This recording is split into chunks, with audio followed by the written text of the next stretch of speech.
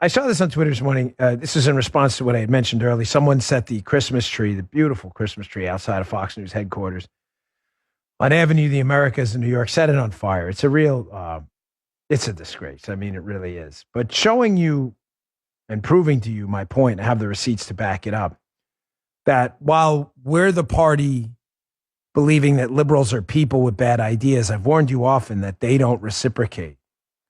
That liberals think we're bad people with ideas. Therefore, they think we're bad people. They don't care about the ideas we say, even if they make sense, because they've convinced themselves we're bad people. They hate us. Well, all you had to do is go to this Daily Beast story. This was on Twitter. Man arrested for torching Fox News Christmas tree. I want you to just read the first three comments that come up.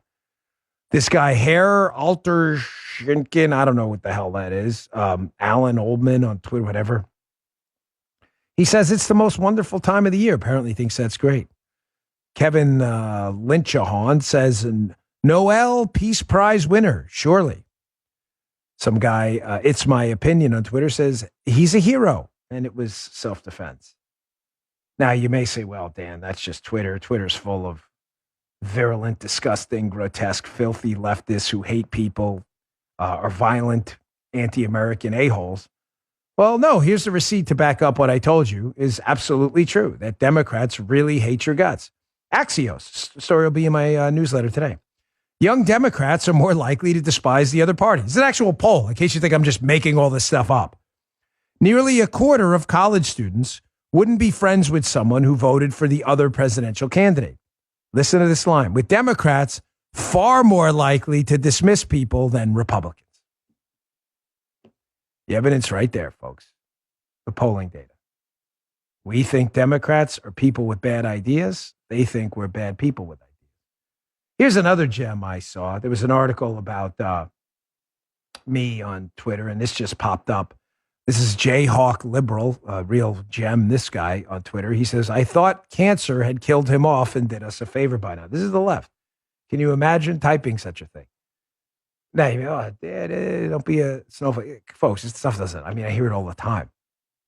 I only put it in there to prove to you, this kind of thing is commonplace on the left. Cancer may kill me off one day, and I'm sure Jayhawk Liberal will celebrate. This is the kind of stuff people put on social media. It's insane. Okay, lastly, our last story of the day. This is a book I'm very proud of. I published it. You can see on the side, Liberatio Protocol. That's my publishing company right there in conjunction with my partners. It's Kayleigh McEnany's new book. I strongly encourage you to pick it up. Kayleigh's a good friend. She's a great person. It's out today. It's called For Such a Time as This. It's Kayleigh's story inside the White House.